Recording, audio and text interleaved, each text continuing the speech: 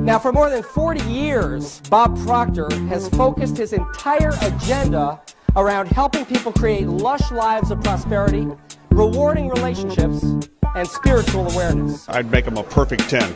If I was an Olympic coach, that's the score I would give him. Very energetic and engaging and really very interesting. Bob Proctor knows how to help you because he comes from a life of lack and limitation himself. It's very easy to understand, very straightforward. He makes you want to listen to everything he has to say, very informative. In 1960, he was a high school dropout with a resume of dead-end jobs and a future clouded in debt.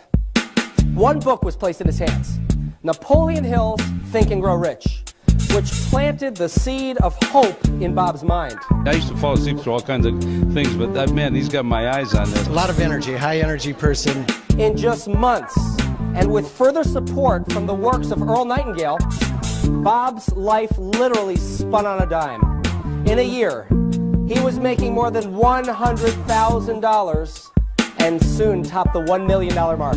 I like his style. He's genuine. I like what he's teaching. I like what he's saying. Bob then moved to Chicago to work for his real-life mentors, Earl Nightingale and Lloyd Conant. After rising to the position of Vice President of Sales at Nightingale Conant, he established his own seminar company. He's dynamic, he's very intuitive into the way the mind is thinking. Oh, I would rate him definitely as a 10. Bob Proctor now travels the globe, teaching thousands of people how to believe in and act upon the greatness of their own lives. Presenting his program, The Science of Getting Rich, let's give a warm welcome to Mr. Bob Proctor.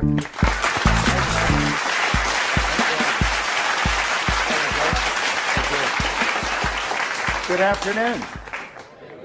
This is a neat seminar setup here. Think of this for a moment. All that's required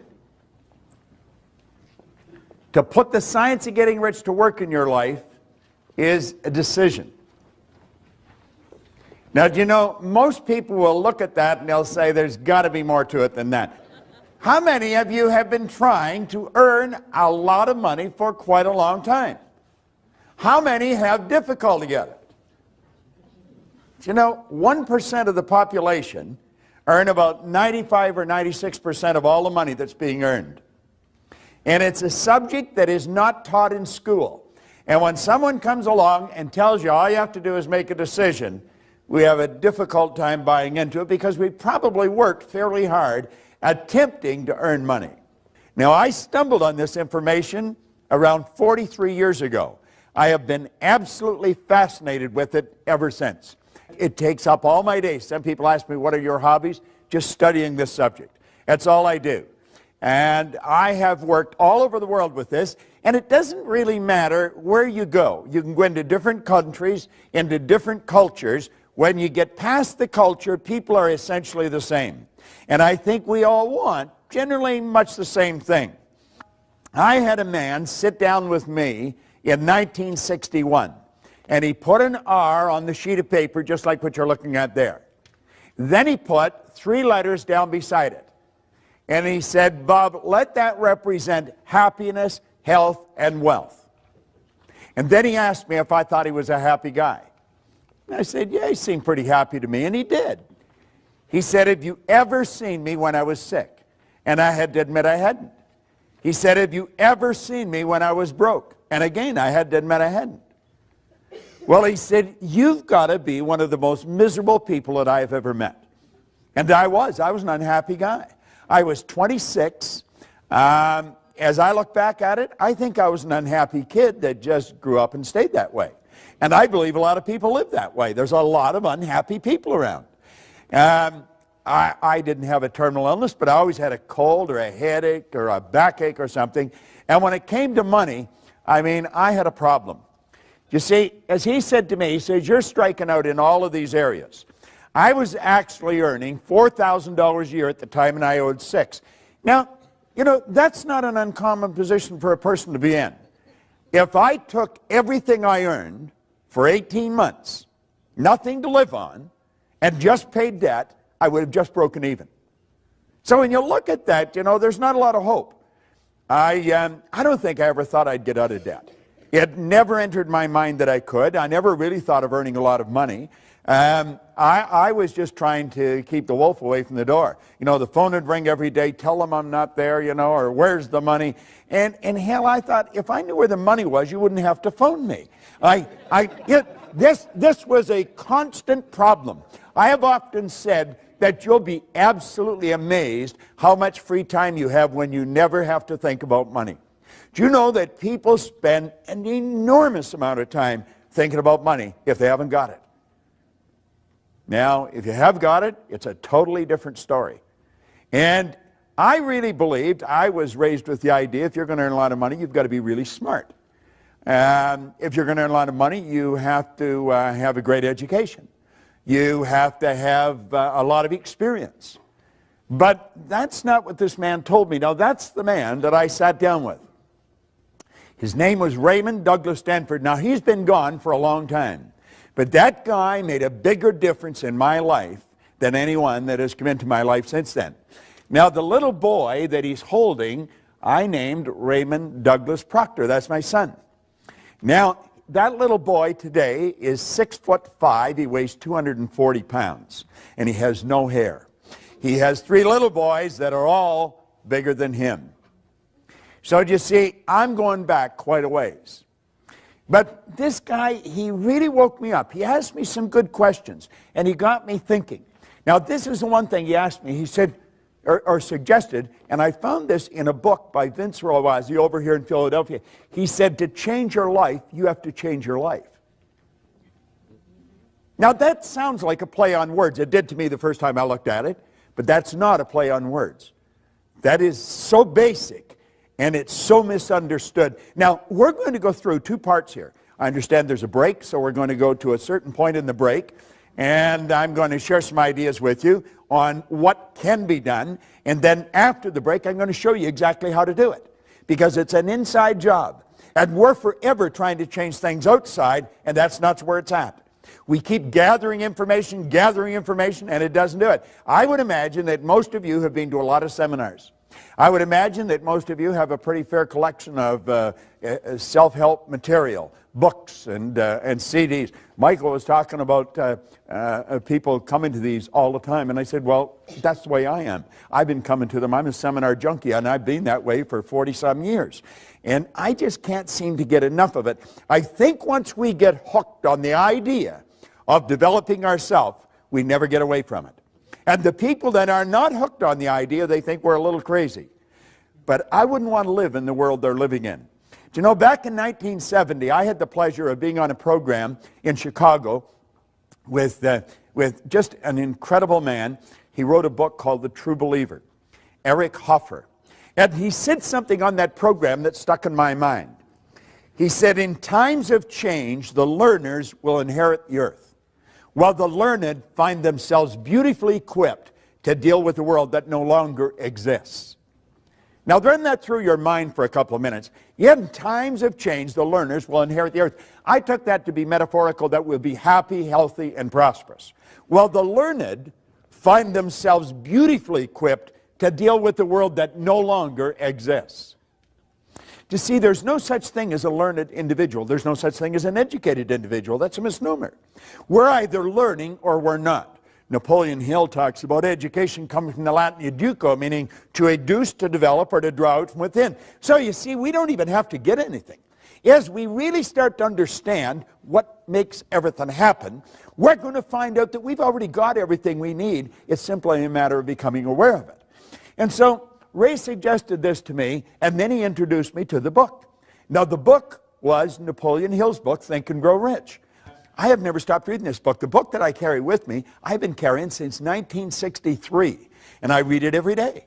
Now, I think Hubbard pointed out that when you read a good book through the second time, you don't see something in it you didn't see before. You see something in yourself that wasn't there before.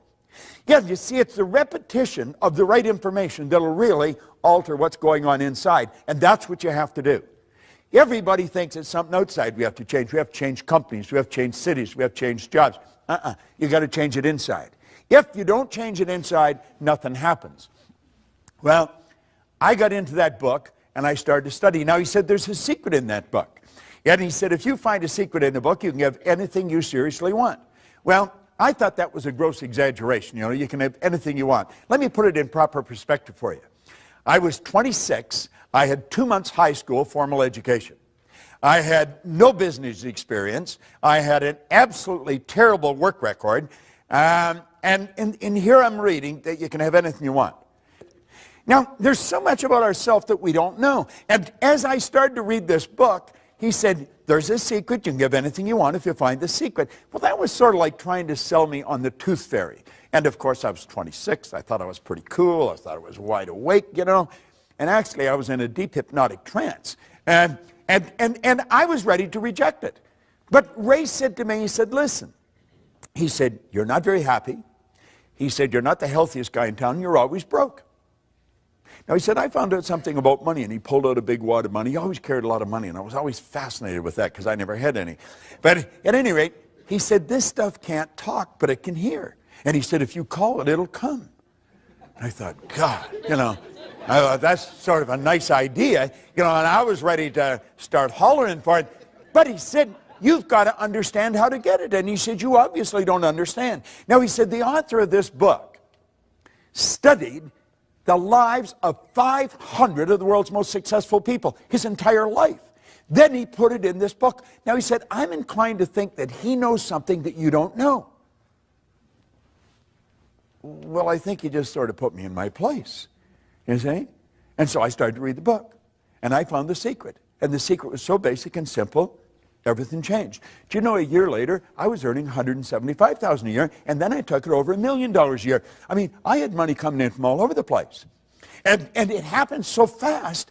Yeah, but he said that in the book. He said, when money starts coming, it'll come so fast and so furious that you're going to wonder where it's been hiding through all those lean years. Well, boy, I thought, this is it. You know, and I had it coming in from different countries, from different cities. And somebody will say, well, what were you doing? I don't think it matters what you're doing. I think what matters is how you're doing it. Do you see, Wallace Wattles wrote a book on the science of getting rich way back in 1903. He says, you don't get rich by doing certain things. You get rich by doing things in a certain way. And I thought, Yes, see, you could find two people doing exactly the same thing, and you couldn't see the difference. But one's doing it a certain way, the other isn't. It has to do with intent. It has to do with the energy that you're doing it with. You see, we're taught to be good little go-getters. Go-getters lose. They blow it. We want to be good little go-givers because the law says what you put out will come back. The universe will reward you by law. This is all very scientific. Yet it happens with every person every time. Now, I found the secret, and it was pretty basic. It was simply sit down, decide what you want, write it on a card, carry the card in your pocket, and read it as often as possible every day. So I wrote on the card that I wanted to have in my possession by New Year's Day of 1970, I gave myself a decade to do this deal, $25,000. I really didn't believe it would happen. But you know something? I kept reading it. I don't know why, but I kept reading it. I did exactly what the author said. I kept reading the card. And I kept reading it, and I kept reading it. Now, because I kept reading it, I started to think of earning money. Prior to that, I was thinking of debt. If you had asked me, I would have said I was thinking of earning money. I wasn't. I was thinking of debt. If your goal is to get out of debt, I guarantee you'll probably be in debt till you die. Because we become what we think about. Yet whatever you think about, you attract. You literally magnetize yourself to it. That's all I was ever thinking about was debt. But I started to think of earning money. Somebody said there's good money cleaning floors. So I said, I'm not proud. I'll clean floors. Well, I started to clean one office. Then I got another one. Do you know in less than 5 years, I was cleaning offices in Toronto, Montreal, Boston, Cleveland, Atlanta, London, England. The thing took off like a rocket. Now, what really changed? I think something inside shifted, but I didn't know what it was. And I bought this book, and I was giving it to everybody. And nothing happened in their life. Then I got into Earl Nightingale's condensed narration of the book. And I would drive around with a portable battery-operated record player, and I would keep playing that record over and over and over again. And everybody was starting to wonder about me. Proctor's listening to this guy talk to him, and he's saying the same thing because it's on a record. I mean, he doesn't change the story. And I'm listening to this, and I'm reading the same book. I was starting to wonder about myself. But everything just kept changing, kept changing, kept changing. And I'd give the record to people, and I'd give the book to people, and nothing happened.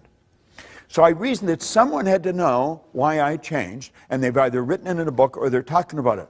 So I made up my mind I would read every book that was ever written if I had to, but I was going to find out what happened to me. And I have never stopped studying. Now, some of what I found out, I'm going to share with you. And since Michael is trapping this on a DVD, you'd be wise to get it and watch it over and over and over again. No, seriously, because what I'm going to share with you is probably the most valuable information you could ever lay your hands on. And I often mention I've got license to brag about everything I talk about because none of it's mine. I have just gathered this information from some of the wisest people in the world, and I have been absolutely obsessed with trying to figure out why we do what we do. And, of course, you don't even have to be too quick. If you study the same thing for 40 or 50 years, I mean, you're going to start to learn something about it. So that's what we're talking about. Now, I want to suggest that you make up your mind you're going to get in what we call the success zone. It's a way of thinking. Now, get this. If 96% of the population are blowing it, if 1% of the population are earning about 95% of all the money, you're not going to get a whole lot of people agree with what you're doing. Most people are going to look at you kind of strange. What are you going there for? You went there last month. What are you listening to that for? You listened to that before. What are you reading? What do you read the same book over and over for? They don't understand. And you see, they're advertising their ignorance by the questions they ask. When we get into the success zone, everything in our life starts to change. But understand this, you're going to be a bit of an oddball. You're out of the box. You're not one of the masses. And when you get out of the box, your whole world starts to shift. So as we go through this, let's think. Let that little yellow dot on the screen represent your level of awareness. This represents your level of awareness. This is what you're aware of. Now, everything you've got in your life, everything, your relationships, your money, everything, is an expression of your own level of awareness. See, people that earn $50,000 a year are not earning 50 because they want 50. People are earning 50 because they're not aware of how to earn 150. People that are suffering from headaches, they're not suffering from headaches because they want to suffer from headaches. They're suffering from headaches because they're not aware of how to eliminate the headache. It's their head. They made it ache. They can make it stop. So you see, it's awareness we're after. Now think of this. If that little dot represents our awareness and it's responsible for everything we've got in life, just think of how your life could change if we magnify it just a little bit. I mean, everything would start to change. Our relationships would change. We would be healthier. We would live in healthier bodies. We would know more people. We'd earn more money. We'd be able to do more interesting things. And if we just increased it a little bit more, everything starts to shift. Well, I've been living this way now for 40 years. It's absolutely fascinating. I celebrated my 70th birthday last week. I got more energy than most people, 20. I have absolutely no intentions of slowing down. People should say, you should slow down. That's a bunch of crap. We should speed up. We've got more power. Do you know the most erudite scientist alive can't even guess at what you and I are capable of doing? No one knows what we're capable of. All the power is omnipresent. That's within you, within me. Slow down. We're just starting to warm up. What we want to do is calm down. You can go at warp speed and stay very healthy if you stay relaxed. And that's really the secret. Now just imagine we expand our awareness a little more. Do you know what this program is doing for you today? It's expanding your awareness. That's what the program is all about. Every time you come to one of these programs, your awareness is widened. Your world starts to change. You think, oh yeah, that's pretty interesting. And it just keeps getting bigger and bigger and bigger. Our awareness keeps changing. Do you know that no one knows how much money you're capable of earning? No one can even guess at what you're capable of earning. We want to become aware. We're like we are because we're not aware of how to do it better. We know how to do it better. Every person in this room intellectually knows how to do a better job than they're doing. Everyone in the room knows how to earn more than they're earning, but they're not doing it. You see, having the knowledge is not the deal. Having the knowledge. I mean, what I remember when I was a kid, a school teacher would say to me, Bob, why'd you do that? And I'd say, I don't know. What do you mean you don't know? You know better. I know. Why'd you do it? I don't know. I was in the Navy. Every commanding officer, Proctor, why did you do that? I don't know, sir. What do you mean you don't know? You know better. I know. Why'd you do it? I don't know. You see, I didn't know why I was doing things.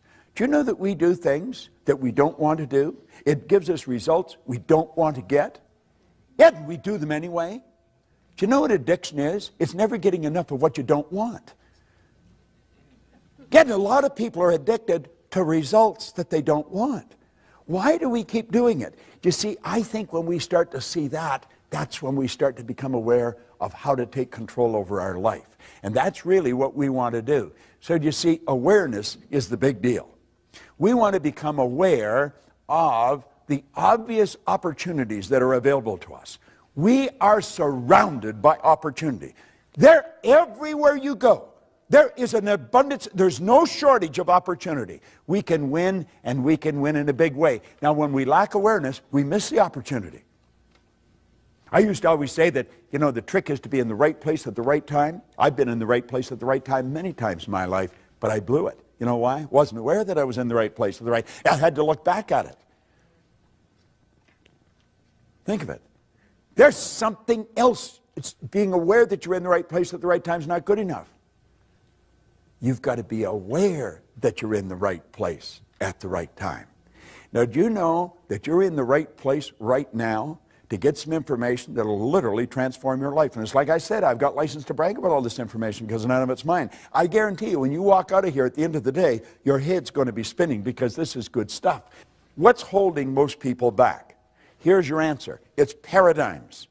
Now, that's sort of a buzzword, but that is really what stops us. It blinds us. Paradigms actually blind us. Now, I'm going to get into paradigms, how they're formed, and what they are, and then how to change them. You see, if you get into books on psychology or psychiatry or behavioral science, you'll get a definition of a paradigm, but it's usually so big and awkward that you don't understand it. The book was probably written for other psychiatrists or psychologists or behavioral scientists, and the average layperson doesn't understand it. I had great teachers, and they broke everything down into the simplest possible form.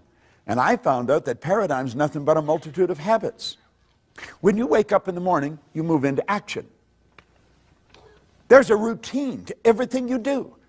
There's one to everything I do. If you're living with someone, you could set your clock by that person, and they by you. When I put my foot in my pants, I put my right foot in first. I don't know which one you put in first, but I do know this. If I put my left in first, I'd probably fall over. I would be staggering all over the place. Why? It's programming. That's how programmed we are. We're programmed to drive the car the way we drive it. We're programmed to dress the way we dress, to walk the way we walk, to talk the way we talk. Our whole life is written program in here. And you know something? We didn't even write the program. We didn't even write the program. Do you know that they're other people's habits? You and I are the product of somebody else's habitual way of thinking. It's genetic and it's environmental. Why do you think you look like your relatives? Do you think it's an accident? It's what's programmed right into the genes at birth. Yet we grow up and we live that way. Why do we speak the language we speak? Do you know that if you had been taken out of your home and moved to the suburbs of Beijing when you were an infant, you'd be fluent in Chinese and have absolutely no knowledge of the English language? But by the same token, if somebody had been taken out of Beijing, put here, same thing would have happened.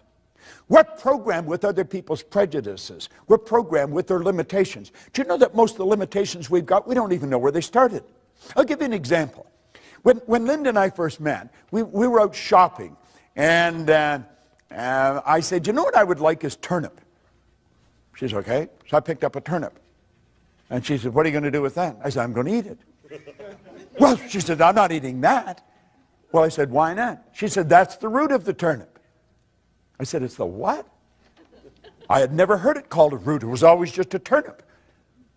Well, I said, what do you eat? She said, we eat the green of the turnip. I said, my God, we give that to the pigs. Well, she said, we give the root to the pigs. I don't even know if I ever saw a turnip green. So here we are eating the root, giving the green to the pigs. There they are eating the green and giving the root to the pigs. Now, I was raised in northern Ontario. She was raised in Pensacola, Florida, and Birmingham, Alabama. Two totally different cultures. You see? So I put the turnip back. I thought, what the hell? There's no sense in fighting over a turnip, you know. But I'm wandering around the store, yet I'm thinking, who decided we'd eat the root of the turnip? I don't think my mother woke up one day and said, we're going to eat the root of the turnip. I wonder why she ate the root. I don't think her mother did. And then I started to think, I wonder how far back in our family I'd have to go to find out who decided we would eat the root of the turnip. How far back I'd have to go in her family to find out who would eat the green of the turnip. And then I started to think, you know, it really doesn't matter. But the principle behind this is huge. Because, you know, most of our habits are like that. They really are. Now, think of this. What do most people do when they begin to have financial trouble? This is paradigm talk that I'm dealing with here. What do? I'll tell you exactly what they do. They lower their standard of living to meet their income. That's a bad idea. That is a terrible idea. Timidity is not a strategy for the new economy. We're living in a new economy. Remember, you cannot move forward when you're cutting back. Yet, why do we do it? We're programmed. That's what we were taught to do. Anything else is being irresponsible. Well, let's think of this for a moment. Successful people take their income up to meet their standard of living. Do you know why? They understand how to do it. And if you don't understand how to do it, you're in bad shape. But when you do understand, you don't need to cut back. Never need. I've been working pretty closely with a fellow. In fact, we just come back from Europe. We were over all through Germany and over into Finland. And he had had a bit of trouble with money here just within the past year. And he was put his house up. He was going to sell it. I said, what the hell are you selling your house for? Well, he said, I can't afford to keep it. I said, you can't afford to sell it. Now, I said, you've got to make a decision right now. Do you like the house? Yeah, I don't want to sell it. Then don't sell it. Just figure out how to earn more money. And so the two of us got working on it, and his problem was solved. It was simply a decision. Well, that's all we need. See, we're living in a new economy. The economy that you and I were raised in, that's not the economy we're living in anymore. It's a totally different world we're living in. But we're still operating with all the old habits. Now, Gates said one thing is clear. We don't have the option of turning away from the future. You don't have that option. No one gets to vote on whether technology is going to change our lives. It's here. This is the deal. You either fall in line with the new rules or you're going to lose. It's that basic and it's that simple. There's nothing complicated about it. You see? Now, here's three great questions. You want to remember this because this can change your life like night and day. It's so basic and so simple, you could miss it. One, what am I doing? What am I doing? Number two, what works? What works? Number three, what doesn't work? Now, when we've analyzed this, let's make up our mind that we're going to stop doing what doesn't work and take all that energy and that time and put it into what does work. Do you know if that's the only thing you got out of this entire meeting this afternoon, it could be worth millions to you. Literally millions. I picked this up. I don't know if I heard it or I read it, but there was a man who had an engineering company. He did about $10 million a year. It wasn't a big company, but it wasn't a corner store. And he died. His wife had nothing to do with the business. She never went around the business. So everybody just assumed when he died, she would sell the business. But she didn't plan to sell the business. After the funeral and things slowed down, she went into the company and she called all the heads of departments in, and they're the three questions she asked. What are you doing? What works? What doesn't?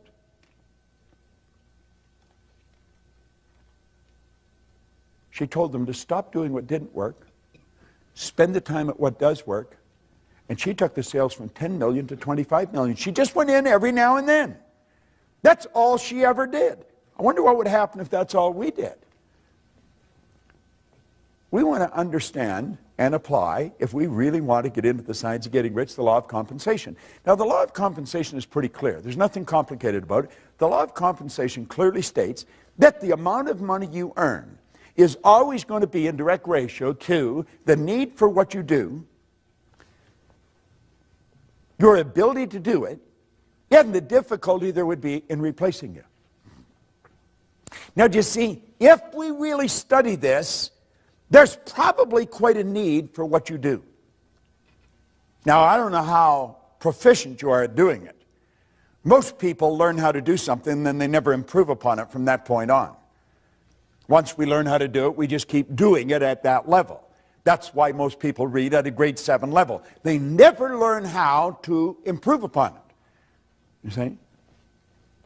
The third one, the difficulty there will be in replacing it. So you see, if you analyze this, you're going to realize that if you just focus on number 2, number 3 is going to take care of itself. Number 1's already taken care of. There's probably a great need for what you do. Now, if we become very, very good at what we do, just keep perfecting what we do. If we sell, let's really learn how to sell. Keep getting better at it. You would become very difficult to replace. Now, I've always felt for salespeople, and I would imagine quite a few of you are in sales, you want to learn to master your presentation. Most people make a terrible sales presentation. Just absolutely terrible. That's why they don't do very well. I have gone into companies and watched sales go up by hundreds of millions of dollars, and we tell the people not to work as hard. See, we've got the idea in our mind, if you're going to earn more, you've got to work harder. Bad idea. Now, think of this for a moment. I want you to think about your financial success. And don't think for a second that you can't change it. You can change it, you can change it dramatically.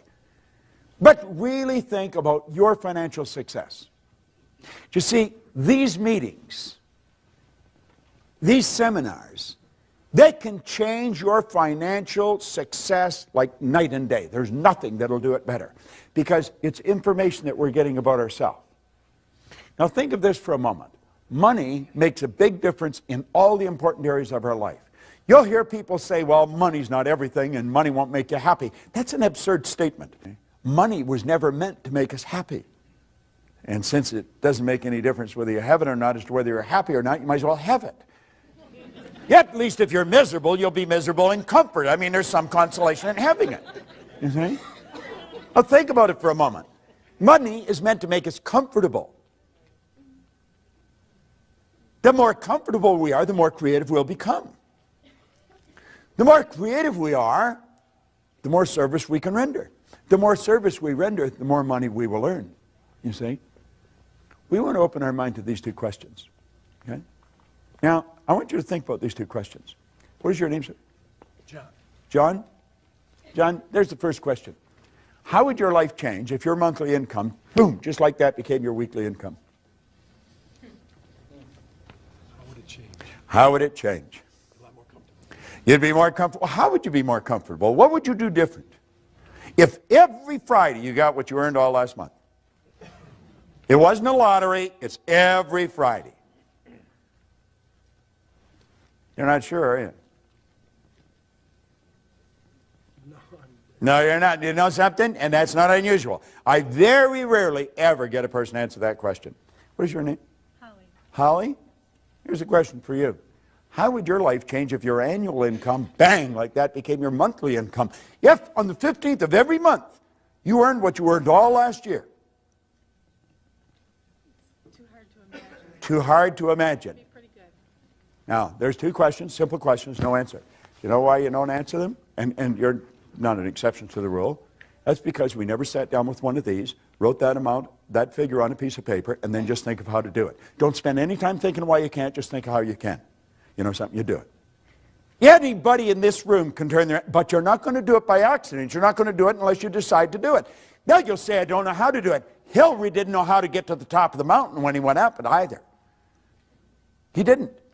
He tried in 51 and he failed. He tried again in 52 and he failed. Yet in 1953, he and Tenzing Norgay stood on the top of the world. Now, I have worked with him on 2 or 3 occasions. He's just a nice guy. The only thing different in him that I could see in me is his size. He's got a hand that would just wrap right around my hand. Big guy. No one had ever been to the top of that mountain. Do you know 1,000 people have been up there since? Things don't happen unless you decide they'll happen. Well, anybody could make that happen. I was flying to Kuala Lumpur, back around 1990. And I like playing with words and numbers when I'm on a plane. And I'm not a good flying partner. If you sat beside me, you'd probably think I didn't have any social intelligence at all, because that's my time. And so I sit there and I write words and I write numbers. And I remember I wrote the word commission one time, and all I could see coming off the page was mission.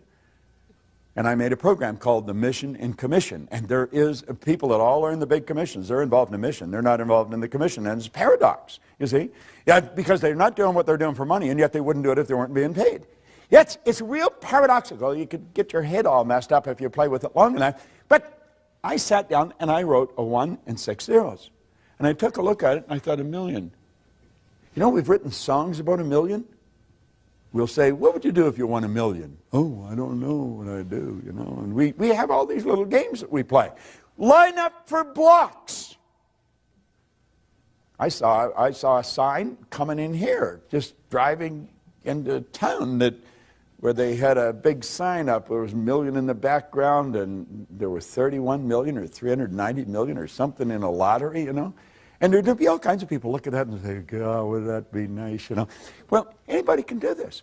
And I got thinking about the people that I knew who had earned $1 million. Hell, I earned $1 million, and I didn't even know what I was doing. You don't have to be very bright to earn money. And there's enough evidence around to prove that. There's all kinds of people that are functionally illiterate. They can neither read nor write. They're multimillionaires. Yet there's people walking the street who are absolutely brilliant, and they're broke. Think about it. That's got nothing to do with being intelligent. Yet it has nothing to do with gender. Yet it has nothing to do with geography. Yet it has nothing to do with working hard. I did a TV show with Robin Leach a number of years ago. He's probably interviewed more wealthy people than anyone alive. He told me the wealthiest people he knows, he's never seen them working. Now, you could be sitting there and thinking, well, what the hell do they do? You know? I mean, that sort of scrambles our head. Because we've been trained you got to go to work. Well, here's another one. This is, you know, like the 3 questions. This is another one that you want to burn into your mind. This is something most people don't know. They don't teach this in Harvard. They don't teach it at Wharton. They don't teach it at Eton or Stanford. Hardly anybody understands this. And I understand it. So, I mean, it's not too difficult to learn. There's 3 strategies for earning money. I refer to it as M1, M2, and M3. Yet when I started to explain this to Linda, her head would go, you know, because it's so obvious. Now, if you're going to teach your kids anything, and understand this, what you don't fix, they'll inherit. If you're going to teach them how to earn money, because if they're not earning any, they're going to have a bad life. People that don't earn money raise skinny kids. I mean, it's just not a good way to live, you know, it really isn't. Now, M1 is used by the masses, but M3 is the one you want to teach the kids. See, M1 is used by 96 people out of every 100. It is without question the worst way in the world to earn money. It's working, that's right. It's trading time for money. Now, if you have any money later on in life by following this strategy, it's at the expense of a life. You have been earning a bit and you've been squirreling some of it away, but it's at the expense of the car you want. You never drive the car you want. Most people look at a car and they think, oh, and I ever like to have that. And while they're thinking why they can't have it, somebody else is thinking to buy the whole dealership. You see? Yeah, they're using the same mental faculty and they're drawing on the same thought power. This is a terrible concept. Trading time for money. You will never get ahead of the game doing it. M2 is a good strategy, but it's only used by 3 people out of 100. That's where we invest money to earn money, which is the probable reason why there's only 3 people out of 100 using it. Investing money to earn money. Now, some people are very good at investing money. They do very well. Most people are not. The ones that are doing it, the ones that win at it are in the minority. Now, this is the one I stumbled on way back in the early 60s. Had no idea what I was doing. No idea. But it happened. I moved from M1 to M3, just woo, like that. It took me 9 years to figure out what I was doing. Did not understand, and yet you see that 1% are 96% of all the money that's being earned. Now this group here, they multiply their time by setting up multiple sources of income. They don't have one source of income. They got lots of sources of income. And you think, well, how do you get to that point? You get there by deciding that's where you're going. I mean, how are you going to get home? Are you going to walk out of this theater and say, God, I don't know what to do? Well, you're either going to go home or go to your office, go somewhere, but you know where you're going to go. And that's how you're going to get there. You're going to think, am I going to walk? Well, I don't think I'll walk. Well, I drive. Well, my car's here. I probably should take it with me, you know. And this is all, it's a process that you do. It's all automatic. This is a process that's automatic. You see, if you can earn 100, you can earn 1,000,000 because you're following a basic principle. You see? It's just a basic principle. Once you learn the basic principle, you're going to follow it. Now look at this for a moment. Your PSI is your psychic source of income. Your psychic source of income. This works for everybody all over the world. See, we should have a psychic. That's what we work at. We wake up in the morning and we start doing what we absolutely love to do. I always find it amusing that I can be so well paid doing what I love. I love doing this. I absolutely love it. Yet, and I earn ridiculous sums of money for doing it. But I'm doing what I really love to do. That's what we should do. We should all do what we love. It's a psychic source of income. We can earn all the money we want. We can stay healthy. We don't need to react. See, if you do something, I react to it, you're in charge of me. The second you react to situations or circumstance or other people, they're in charge of you. So here you are, the only life you got, and it's a relatively short one, you know, and we're putting other people and things in charge of us. We're bouncing around. Our head is like a ping pong ball. That's the way many people live. It's no wonder their body's breaking down. This damn thing is in such a chaotic vibration, it has to break down. It's just a mass of molecules, and you should keep it in the right vibration. To improve your performance, you have to follow the ancient advice, know thyself. Ray Stanford asked me, he said, do you know who you are? I said, do I know who I am? Yeah, I know who I am. I'm Bob. No, he said, that's who you think you are. That's not who you are. He said, Bob and Proctor are just two words. That's your name, but it's not you. I said, what? Well, he said, you're not your name. I'm not my name. Well, that makes sense, doesn't it? I'm not my name. Okay. I said, well, this is me. No, he said, that's your body. You've never heard anybody phone into work and say, body's not coming in today, it's sick. You've never heard anyone say, am hand or am leg. We say, my hand, my leg, my name, my body. These are all things we have. He said, your results. Now I knew I was in trouble. I was 26, I was unhappy, I was sick, I was broken, I just found out I was lost. I didn't even know who I was. You see? Well, if you're going to know yourself, if you're going to change your life, you've got to change yourself. If you're going to change self, you have to know who self is. Now, think of this for a moment. You and I have infinite potential. Now, I said before, I don't know how much infinite is. I just know it's a lot. Has no beginning and no end. That's the potential we've got. We've got all of this power, yet if you watch the way most people live, you would think that they were just about out of juice. A lot of people, when their heart stops beating, it's going to be a formality. I mean, they just sort of sit. They never really get it going. Yet we have infinite potential. We're dealing with something pretty big. If we're going to find out something about ourselves, we have to look at this. You say, this is over my head. No, it's not. I teach this to kids. I got it. This all tied into the science of getting rich. Rich resources are lying dormant within us. Let's look at it a different way. You see? You and I are spiritual beings. There's only two sources of reference to go to find out anything about ourselves. One's science and the other's theology. You'll hear people say they're having a spiritual experience. They're not having a spiritual experience. They are spiritual. They're having a physical experience. We're spiritual beings living in physical bodies, and we've been gifted with an intellect. Most people really don't understand that part, but that's where the power lies, all right? And our emotional state is going to be determined by how we use our intellectual factors. Andrew Carnegie told Napoleon Hill, he said, any idea that's held in the mind, that's emphasized, that's either feared or revered, will begin at once to clothe itself in the most convenient and appropriate physical form that's available. You see, Dr. J.B. Ryan said the mind is the greatest power in all of creation. Very few people understand it. If you go on our website, you just go to bobproctor.com, you'll see a quote there by Dr. John Mike, a psychiatrist from Florida. He said, I taught him more about the mind in 1 year than he'd learned in 4 years of medical school, 5 years of psychiatric training. And what I taught him was just what a Dr. Roeder taught me. I was always amazed by that. I thought, what do they teach you in medical school? You know, and what we're doing is getting in at the non-physical side of ourselves, and that's where all the power lies. It's a beautiful concept as we start to understand it. What do we need? We need understanding. You really want to change your income, you've got to change your understanding. Now, there's only two things you have to know to really make things happen big in your life. Number one, you have to know where you are, and number two, you have to know where you're going. Now, you see, most programs get you focused on where you're going. That's very important that we have a goal. You've got to know where you're going. But what happened to me that was totally different is Ray Stanford got me to focus first on where I was. He got me to look at what I was doing with my life, got me to take responsibility. He said, your results aren't bad and they're not good, they're just results. Nothing's bad or good except our thinking makes it so. He said, you have to ask yourself, are those the results you want? And I said, no. Well, he said, if you will pay attention and you'll do what I suggest, I can show you how to change it. You see? And my whole life started to change.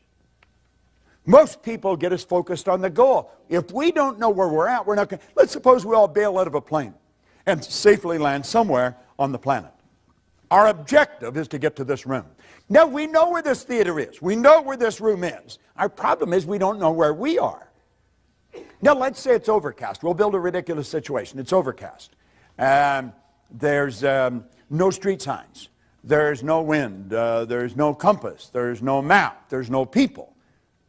But we know we're on the north. I mean, we could be in Milwaukee heading towards the Canadian border. We could be in Los Angeles heading towards Tijuana. You could be in Atlanta heading towards Miami. We could be right outside this theater and walk away from it. If we don't know where we are, it won't matter where you're going. So you see, we've got to take a good, honest look at ourselves. What am I doing? What works? What doesn't? Who am I? And as we really get a grip on this, everything in our world will begin to change. Now, I'm going to run through this very quick, and then we'll have a break, and then I'm going to come back and I'm going to show you some simple things about the mind and how to make the shift that you want to make. You see, what we're seeking always is greater awareness. We're always wanting to raise our level of awareness because our results are an expression of our level of awareness. And the only way to improve results is to increase our level of awareness. All right? Now, effective goals inspire us to move to increasingly higher levels of awareness. Now here, yes, what you'll find that people say they want. They want greater health, happiness, peace of mind. All these results are the result of a higher level of awareness. So it's awareness that we should be seeking. We want to raise this and everything else starts to happen. It happens like unadulterated magic. That's what happened to me and I couldn't understand it. Now there's a basic law that said everything in life is either growing or dying. It's either create or disintegrate. So you're never going to stay where you are. Your results are going to get better or they're going to get worse. It's create or disintegrate. No one stays where they are. Now the truth is, I think most people get a little better and a little worse. A little better and a little worse. When they get a little better, they're forcing it. But force negates. You see, there's something inside of you that's urging you to grow. This is the spiritual side of our personality. It's the essence of our being. And spirit's always for expansion and fuller expression.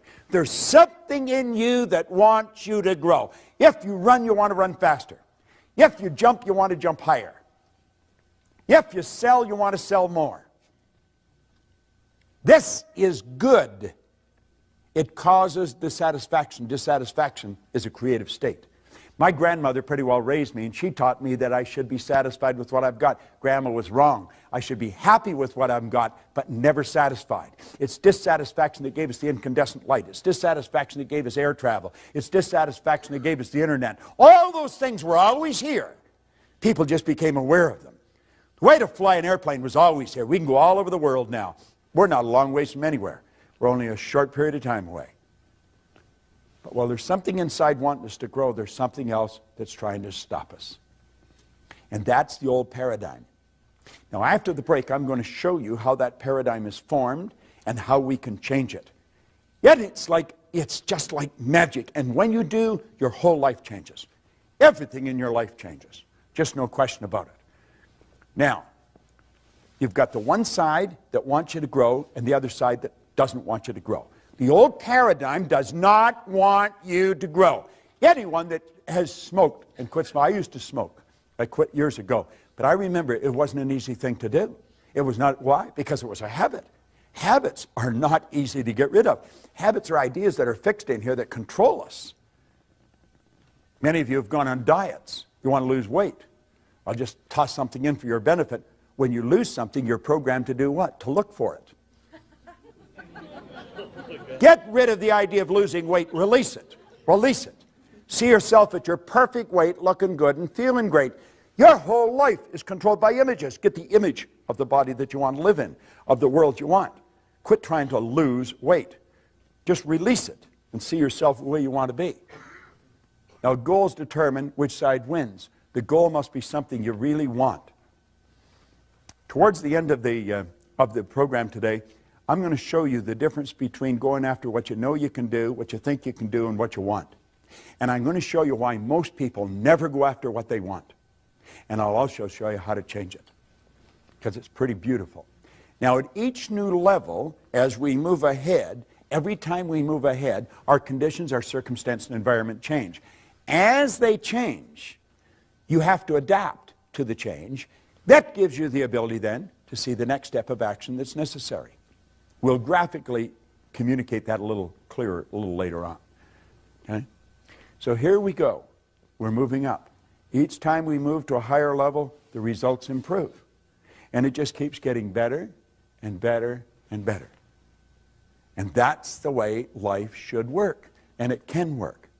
Now, you and I think in pictures. We think in pictures. Okay? You don't think B-O-A-T. You don't think G-E-A-R. You don't think F-B-A-T-H or B-I-R-D. You think in pictures. You think in pictures. Now, it's the mind we're talking about. I want you to tell me what your mind looks like. What's your refrigerator look like, John? What color is it? White. White. 2 doors? Yes. Top and bottom? Yes. Which way do they open? The right to left or left to the right? Left to right. Left to right. Now, you were mentally in your kitchen looking at your refrigerator, weren't you? What's your car look like? White. White?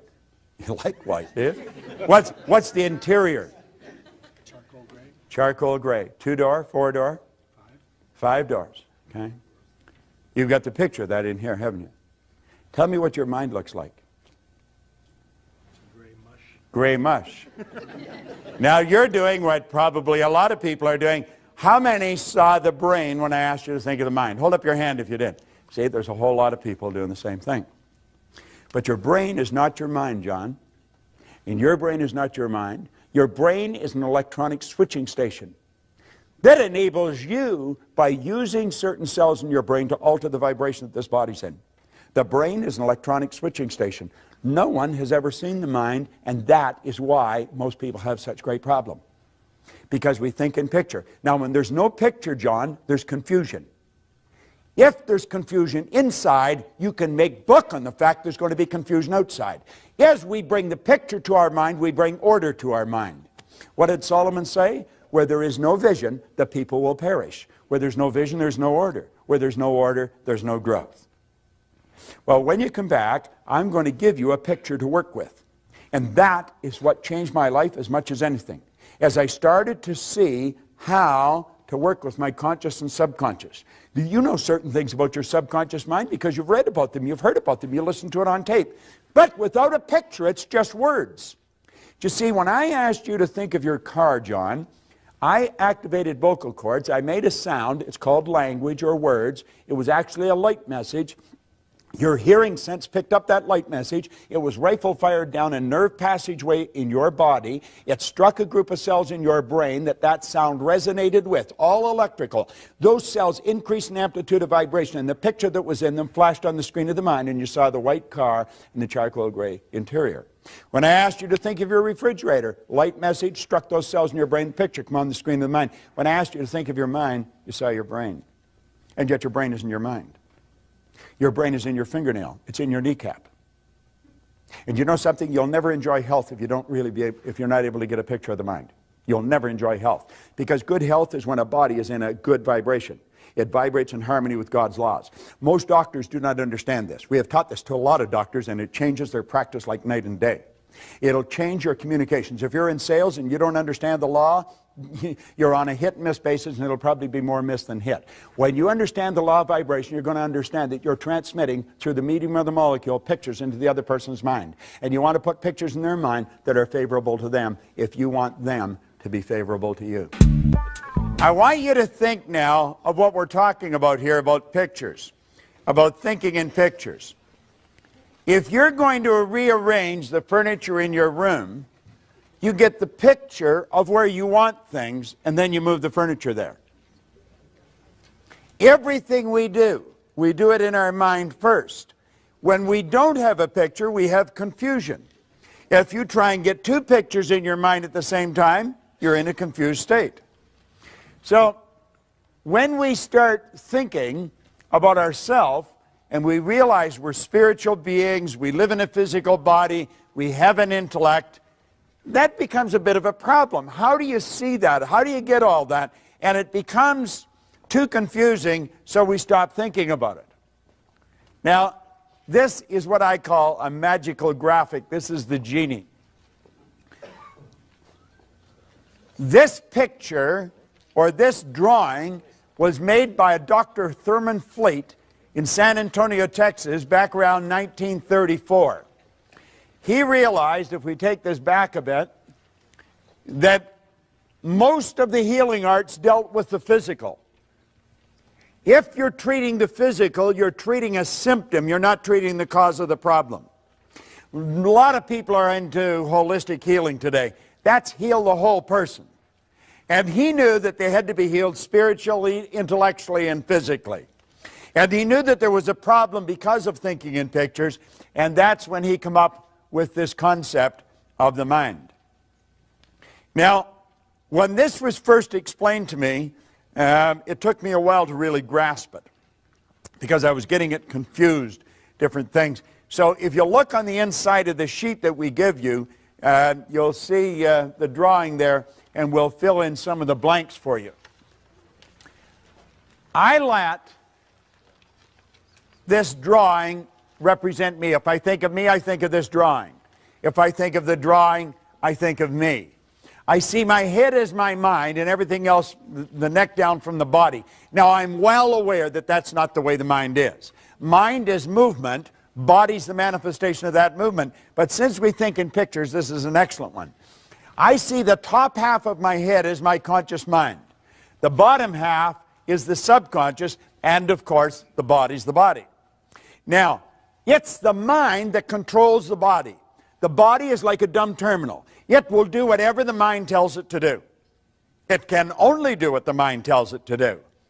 When there's something wrong in the body, you can rest assured there's something wrong in the mind. When you see a rash break out in the body, and we say it's an allergy, you know that there's a problem in the subconscious mind that's expressing itself. All right? It's a fixed concept, and it can be altered. I always say dermatology is the best form of medicine to go into, because your patient rarely dies and they never get better. All right? So you just keep saying, try this and come on back for more. Now, the conscious mind is your thinking mind. This is the part of you that you have the ability to think with. Your subconscious is your emotional mind. Your emotions are controlled by the thoughts that you entertain. You choose your thoughts, and you think in pictures. You impress the thought upon your subconscious, and that causes you to feel the way you feel. Now, actually, the feeling is conscious awareness of vibration that the body's in. Because whatever is impressed upon the subconscious controls the vibratory rate of the body. The body moves into action, and your actions produce your results. Now, do you see, it's the results that most people are trying to change. The results are something outside of us. Now, what we're talking about is the mind, all right? Now, James Allen said, until thought is linked with purpose, there's no intelligent accomplishment. Just the information isn't going to do it. You've got to have a purpose. You've got to have a purpose that is so big, so all-encompassing. That's why you get up in the morning. That's why you go to work. Now, your vision is how you're going to execute your purpose, and your goal is how you're going to execute your vision. But you want to get this little book by James Allen. It's called As a Man Thinketh. It's a little book. It was written in 1903. It is a classic. We have a coaching program, and I coach people a year at a time in this coaching program, and one of the first things I do, I send them this book. I send them that one, and I send another one to them. One is to get them out of the box, to get them to think very big, and the other one is to cause them to monitor their thinking. And as you get into thinking, as a man thinketh, you'll start to monitor your thinking. We've got to become aware of what the heck is going on here. Earl Nightingale used to say if most people said what they were thinking, they'd be speechless. And I'm inclined to agree with him. You see, we don't want to mistake mental activity for thinking. But at any rate, let's start again. And we'll say, there is the mind, and we'll break it into two parts. Now, this is where it starts getting interesting. I was looking for this book, and I had left it on a chair over here. If you're sitting on that, you've got some great energy flowing through, I'm going to tell you. Now, I have been carrying this copy with me since 1963. You can see I've had it for a while. Now, in here, he said that an educated person is not necessarily a person with an abundance of general or specialized knowledge. An educated person is a person who has so developed the faculties of their mind that they can acquire anything they want or its equivalent without violating the rights of others. How many of you know what the faculties of your mind are? Let me see a show of hands. 1, 2. Isn't this amazing? Hardly anybody knows what they are. How many people have a perfect memory? Just me? How many people would like to have a perfect memory? Now, you see, I want you to just look around. The audience is from different walks of life, different ages, different gender, and yet nobody had their hand up for a perfect memory. Do you know that every one of us has a perfect memory? Do you know I could teach you how to memorize this book? There is no such thing as a bad memory. There's only weak memories. Memory is an intellectual factor. And you develop your memory the same as you develop your body, through exercise. If I put this arm in a sling and left it there, I think you know in a relatively short period of time, it would be rendered useless. If at the same time I was lifting weights with this arm, I'd have big, powerful muscles here. Now, it's fairly obvious I haven't done either of these things, but if I had, you know exactly what would happen. It's the same with our mind. What happens? People going around, I got such a rotten memory. You don't have a rotten memory at all. You have a perfect memory. Where did you get the idea you had a bad memory? Well, when you were a little kid, you heard your parents say, I got a bad memory. What do? I got a bad memory. You just mimic them. There's no such thing as a bad memory. You have many marvelous mental faculties. And he said, an educated person is not necessarily a person with an abundance of general or specialized knowledge. An educated person is a person who has so developed the faculties of their mind that they can acquire anything they want or its equivalent without violating the rights of others. Now we think, oh, we can't have anything we want. Oh, yes, you can.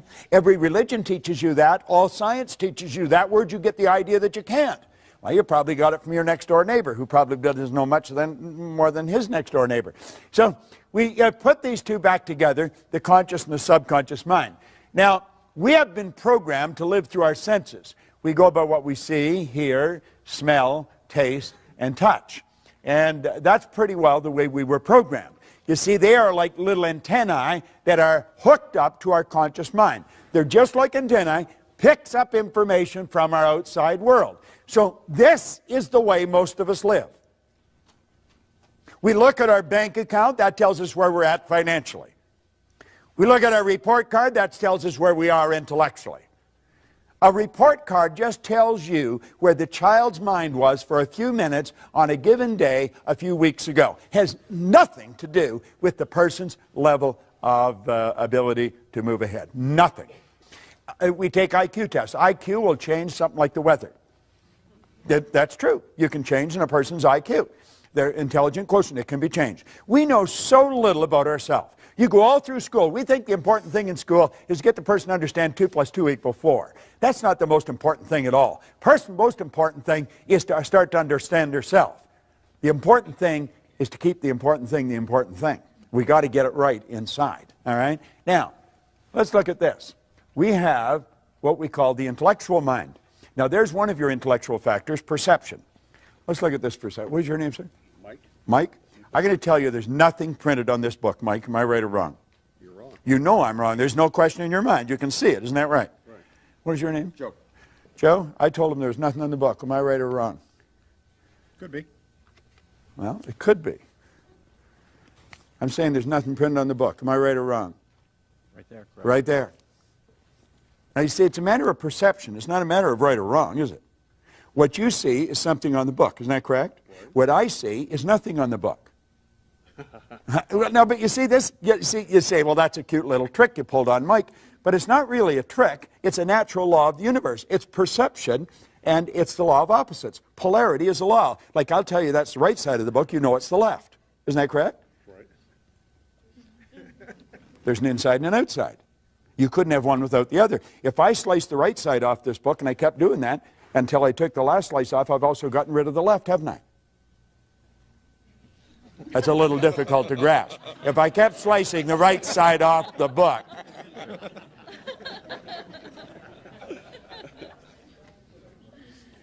You see, most of us have a perception problem. When we say I'm right and you're wrong, you're right from your point of view, they could be right from their point of view. So it's not a matter of what's right or wrong, it's what works. That's the most important. Would you agree with that? What works? What's going to improve? Do you agree, Mike? It really is. That's the important thing. Now, take a look at the next one. Oh, back that up. Is the will. The will gives us the ability to concentrate. All right? The will gives us the ability to concentrate. I've got a couple of statues of Napoleon in my home. And I think that I have them there for a reason. He reminds me of what I do and what I don't want to be like. Napoleon had a very powerful mind. I don't think he was a very nice guy, but a very powerful mind. One of his biographers called him organized victory. Another one said he had immense capacity for sustained concentration, highly evolved will. The will gives you the ability to hold one idea on the screen of the mind to the exclusion of all outside distractions. The will is what you use when you concentrate. And through concentration, you increase amplitude of vibration. Your energy is more powerful. Okay? Now, the imagination, he'll say it's the most marvelous, miraculous, yet inconceivably powerful force that the world's ever known. And we've all got one. Let's start using it. Now, we take memory. Memory's perfect. We know what the memory is. It's a matter of development. Now, your intuition. What is your name, sir? Mike. Mike. All right. Let's think of this. This is Mike's body here. This is not Mike. Would you agree? Have we ever met, Mike? No. We have never met. Well, if I tell them about you, will you tell them if I'm right or not? Sure. All right, now I want you to think of this for a moment. Mike's body is a molecular structure. It casts off a ray of energy. The energy is so powerful coming from his body that it'll penetrate a film, penetrate a camera, and you can actually photograph it. Now, as Mike changes the images in his mind, the density and the color of that energy will change. You have been given an intellectual factor called intuition, and it enables you to pick up that energy and read it. Mike operates dominantly from the left hemisphere of his brain. He has a persistent streak in him about as wide as this building. If you're married, your wife would say you're stubborn. Now, he also has another side to him. They're extremes. You've got a shy, sensitive side to you. It's not dominant, but it's there, maybe 10, 15, 20%. And you have a tendency, if somebody hurts your feelings, to hold it inside. You should express it because it'll give you stomach problems if you keep suppressing it. If I was going to hire somebody to run the show, I'd want to hire you because you like a lot of order around you. You'd make a good engineer, a good accountant, a good lawyer, anything like that because you operate dominantly from the left hemisphere of your brain. If I was going to sell you something, I'd get lots of facts and figures. I'd go out and do shopping and I'd give you all the facts and figures and I'd say, Mike, why don't you study this for a while and I'll come back next week. How accurate am I? I'd say probably 95%. 95. Well, you give me this 5%. I think I'm 100% right. Now, you see, you don't actually hide anything. If I was taking Mike out for something to eat, I wouldn't take him where I'd go. I'd take him where he'd get his teeth into some steak and potatoes maybe, because he doesn't necessarily want a lot, but he wants something substantial. You just throw me a cracker, throw me something, anything to take away the pain, and I'm fine. I'll say, let's keep on going. Mike's not like that. And he has a persistent streak in him. He's a good money guy. He likes to get it and he likes to keep it. So if he told me he couldn't afford it, no, he's not telling me the truth. You're a little bit like that too. All right? And you can actually feel the energy around a person. Now, how many think that I've got some special talent? I'm able to do that. I don't have any special talent. I have just developed something that we've all got. It's called an intuitive factor. And you develop this intuitive factor, and you're going to find that you'll just be aware of what's going on around you. You can read people like a book. What is your name, sir? Chad. Chad? Chad's got a very shy, sensitive side to him. He really does. You can hurt his feelings very, very easy. Now, he's the same as you, only he's dominantly right brain with a little bit of left. You're dominantly left brain with a little bit of right. Okay? You're very creative. A lot of creative ideas flow into your mind, you know, but you're also very sensitive. It's pretty accurate, isn't it? Yeah, it is. He probably feels uncomfortable that I'm even bringing it up. All right, now, you see. And the last one, of course, is reason. Now, understand this. Yes, you watch this DVD, and you want to put it on and watch it, and you want to get it, and you want to put it on, and you want to watch it over and over and over again, because what we're going into now is very important, and most people never understand it in their entire life. It costs them millions. I could earn $1 million so easy it would make your head spin. Earning money is a simple thing to do when you know how. If you don't know how, you could work all your life and not be able to do it. The conscious mind is the intellectual mind, and the conscious mind can think. This is really important that we understand this. This is what most people do not do. You just watch the average person. They'd never do what they're doing if they were thinking. They'd never say what they're saying if they're thinking. We have the ability to think. We can tap into an infinite power, and we can build any idea in our mind. Now, every great leader, as far back as you can go, have taught us that we become what we think about. What do you think about? All right? Now, you have the ability to accept or reject any idea that comes along. So if you're listening to the news or you're reading the newspaper and they tell you that the economy is going down, you might say, for you, but not for me. This is going to be the best year that I've ever had. During the Great Depression, there was all kinds of people earning millions. Not everybody lost their money. You see, I'm not trying to flatter you, but coming here is one of the most brilliant things you can do. I was talking to a lady right here at the break, and she was telling me that she got a cassette or a tape from, it was Napoleon Hill's Principles. And she was listening to them. She says, things were going really great. And she said, for some reason, I lost it or stopped listening to it, and things started to go in the other direction. Well, we're so influenced by suggestion. Suggestion is one of the most powerful forces in the universe. And you see, if you come here on a regular basis, just when you start to slide off, it'll bring you back on track again. Now, I think you should listen to this stuff every day. We read the paper every day. We eat food every day. We wash our bodies every day. How about recharging our mind every day? We're dealing with the most potent force in the universe, and we're dealing with the mind. Now, your subconscious mind has no ability to think. It cannot choose. It cannot reject. It can only accept. The conscious mind can reject. You want to reject a lot of the things. When people start to complain, get away from them. I don't want to spend any time with anyone that talks about how bad things are or why things can't be done. Your subconscious mind will accept anything, and whatever goes into the subconscious mind must be expressed through the body. It cannot differentiate between what's real and what's imagined. Hold your hand up like that. Come on, everybody get their hand up like that. Put their hand like that. Put it here in your chin for a second. Will you do that? Now, where's your chin? You see? You're thinking. Why did we go here? Because I went there. If I said, let's follow me, and I went off a cliff, would you go?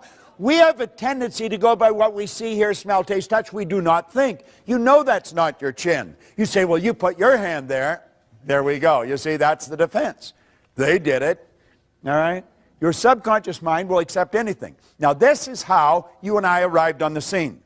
A baby, when a baby's born, its subconscious mind is wide open. You can put anything in it you want. The baby's mind is wide open. Every thought that goes on around the baby is going right into that baby's mind. You were a baby. Go back and ask yourself, what was the environment like that I was raised in? What did the people work at? What was their attitude towards money? What was their attitude towards potential? You see, if we start asking these questions, then we know what's programmed here into our subconscious mind. Now, any idea that goes into our subconscious repetitively becomes fixed in there. That's what we call a conditioned mind. It's a multitude of fixed ideas. Fixed ideas are more commonly called habits, and a multitude of habits are called paradigms. How did we get in the habit of doing things? By the idea going in the subconscious mind. It's the repetition. Do you remember when you first started to drive a car? You probably thought you were going to kill yourself. And so did the person that was teaching you. You know, that's why they were so scared. And I mean, yet you were having a terrible time. The clutch, the brake, the gas, you know. And now you're steering with your knee. You're looking for a pen while you're talking on the phone. And you're in traffic. It's the subconscious mind that's doing it. When you're on the highway, your subconscious mind is driving. You're not really paying attention. The subconscious mind's driving. Go to pass a transport truck in the rain when there's a heavy overspray. You go from automatic pilot to conscious, and you're holding that wheel. And when you get past, you slacken off and back on the subconscious mind again. See, this is all automatic. Well, you and I were programmed. And the problem is we were programmed with their limitations. Where did they get the limitations? From somebody the same way. We've got to understand this. Someone else may have been responsible for making us who we are. We are responsible for changing it. Now, there is thought. It's a thought powers flowing into your consciousness. You can think anything you want, but the paradigm is going to dictate what you're going to do. The thoughts that you think are largely controlled by the paradigm. See, if you're conditioned, as I say, to earn $50,000 a year, what are the odds of you thinking of earning $150,000? You won't seriously think of, oh, you might dream about it periodically, but you won't seriously think. But you could. As a matter of fact, if you just made up your mind that you were going to, you probably would in a relatively short period of time. If you were going to learn to fly an airplane, what would you do? You wouldn't go to your hairdresser or your butcher or somebody. You'd go to a real good flight instructor, and you'd do exactly what they tell you. Why don't we do that with money? That's the one point that everybody's agreed on, is you become what you think about. All right? Now, the thought flows in, or the power for thought flows in. You choose the thought. You can think anything you want. Start to monitor your thinking. And the second you start to get out of the box, the paradigm will cut in. You say, you can't do that. You can't do that. Why can't you do that? Well, you'll come up with reasons why you can't do it. You see? The truth is you can do anything you want to do. Now, paradigms influence your thinking. I'll tell you something else. Paradigms influence what you do. You see, school has been interested in you getting the book into your conscious mind. What is the important thing in school? The important thing in school is that you read the book, you remember what's in the book, and you repeat what's in the book.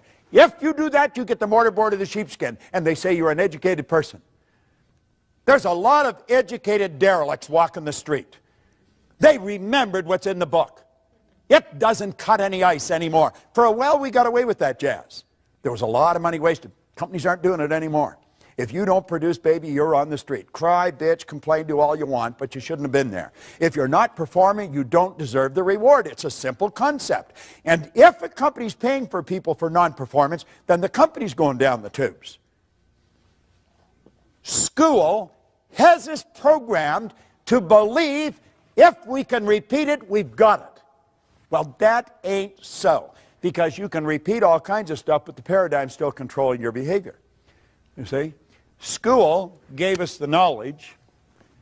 However, school never taught us how to alter the paradigms. If you don't learn how to alter the paradigms, it's never going to happen. Got to alter the paradigm. See, you want to improve your results, or you wouldn't come here. I don't think you're coming here because you had nothing to do. I think you're all very busy. The people that have nothing to do, they wouldn't come here. It's a bit of a paradox. They're the ones that need it more than you do. All right? Now, what does the program tell us to do? This is the way we are programmed. The starting point is results. We look at the results we're getting. The results cause us to think the thoughts we're thinking. This is a formula for losing, by the way. But this is the way we operate. You look at the x-ray. You look at the bank account. You look at the present relationship. If you're letting present results control your thinking, you're on a losing track. The thoughts cause the feelings. The feelings cause the action, and the action produces more of the same. If you're having financial problems today, you probably were a year ago. If the student's getting an D average in school, they probably did last year. We think we've got to cram more information. No, no, no, no, no, no. Put the books away. Sit down, teach them something about themselves. Get them to see themselves as an honor student. Get them to relax, totally relax when they write the exam. They've got all the information there and it'll flow out. They've got to start to see themselves as worthy of the good life that they desire. When I left public school, Miss Strawn, who was a nice lady, she said, Bob, where are you going to go? And I said, I'm going to Malvern Collegiate. Oh, Bob, don't do that. Go on over to Danforth Tech, get a trade. You'll never do well in the business world. I got people like Price Waterhouse, Prudential, some of the largest companies in the world. They'll pay me on the ass to go in and work with their executives, and I would never do well. Miss Strawn was wrong, but I believed what she said until I was 26. And consequently, I never tried to get a good job. I always had a dumb job, hated the job. I remember working for a guy in the West End of Toronto. He was not a nice man. He really was not a nice man. Of course, I was poor as a church mouse, so I didn't even have a car, and I had to go from the East End to the West End in busy traffic and in cold weather all the way across the city to work for a guy I really didn't like, to do something I absolutely hated, and all the way there I was afraid I was going to get fired. Now, this is nuts. This is insanity. Do you know that there's a lot of people like that? Right in this building, there's people like that. Doesn't make any sense. They're starting with the wrong end. They're letting the present results control them. Think of this for a moment. Your starting point should be ideas. Let's let the present results dictate where we've been at. Let's learn something about ourselves. Let's start with the idea in our mind. What do you really want? Let that idea then dictate how you feel. How you feel is going to control how you act, and how you act is going to produce the results that you're getting. That's the way you improve the results. And then you look at the improved results, you adapt to the change in the conditions, circumstance, and environment, and then you start out with a new idea. You see, it all boils down to decisions. It really does. You got to make the decision that you're going to change. Now, do you know what your habit pattern for many of you? Your habit pattern brings you to this building. It brings you to these seminars. But many of you come here and you go back and you do exactly the same thing. I want to suggest that you make a decision today. You make a decision that you're going to change the whole deal. I talked about a gold card. Well, we've given away a lot of gold cards. We put them in a plastic sleeve so you can carry them loose in your purse or your pocket. And you've got to decide what you really want. Now, I'm going to show you how to go about that. And when you then write what you want on it, you'll see that the only thing you put in future tense is the date. And that is because we don't know how long it takes to reach a goal, although we guess fairly accurately. And that is governed by a law of gender. The law of gender decrees that all seeds have a gestation or an incubation period. When you plant a seed, you don't get the flower or the fruit right away. When the seed for the baby's planted, it takes approximately 280 days. Well, remember where the non-physical and the physical is all hooked together? Well, the idea is a spiritual seed. It's made from exactly the same stuff the physical seed's made from, and it's subject to exactly the same law. We just have not developed the awareness of what the gestation period is, so we guess. And oddly enough, we guess fairly accurately. Everything else on the gold card should be written in the present tense. I am so happy and grateful. You've already got it in your conscious mind, and as you get emotionally involved, you've already got it in your emotional mind, and it's only a period of time till it moves into form. You got to make the decision. So you start out, your goal. That's the idea. You see the goal. This is where I am. And then that will dictate the kind of feelings you have. You see? That'll dictate your actions. And that'll produce the win. Then you build another big, new, exciting goal. Now this is all, it's so basic and it's so simple and yet so misunderstood. But you can understand it. You see, you want to make the connection between your mind and your prospect's mind or the other person's mind, because that's where you make the connection.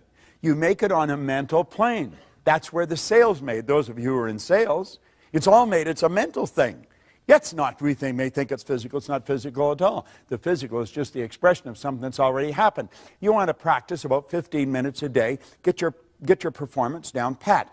I know a few movie stars that are pretty big ones. And you know something? They do this so beautifully. It's called imagined reality.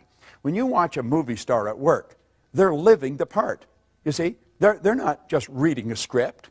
They're not just repeating memory work. They took the script, they read it, they reread it, they reread it, they memorized it, they internalized it, they became it. Yet it's perfect. That's what we want to do. We want to write our own script. And most people don't understand that.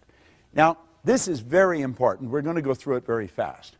You're either living in ignorance or with knowledge. Now, we're all living in both. We know certain things, and there's certain things we don't know. Now, let's stop and think, because this is very powerful. You can think anything you want. Most people that don't understand something, they have a tendency to doubt and worry. Doubt and worry. They have taken a power that was unadulterated, it was without form, and we've given it form, a negative form. We built a negative picture. We take and we internalize that negative picture. It sets up the only emotional state it can set up, sets up a vibration of fear. Now, fear can only be expressed through the instrument that you're living in, your body. And so it expresses itself in what we call anxiety. Now, anxiety is not expressed, it's suppressed. Yet the suppression then turns to depression. This person's on a losing track. Don't even know what they're doing. The depression turns to disease, and the disease turns to disintegration. Yet that's a process. That happens so fast, the person doesn't even know what's going on. And you know what's causing it? Ignorance is their problem. What are they taking for the anxiety? Valium or something like that. We got them on Prozac or Valium or some other drug so that we got them so stupefied that they don't even know they're doing it to themselves. Should we educate them? I think so. What is education? To educe, to develop, or to draw from an end. Let's bring out something in the person. Let's go back to our thinking. We want to develop understanding. There is only one way to develop understanding, and you're doing it. You're studying.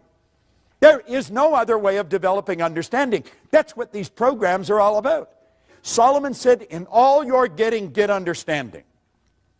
Understanding is what leads to faith.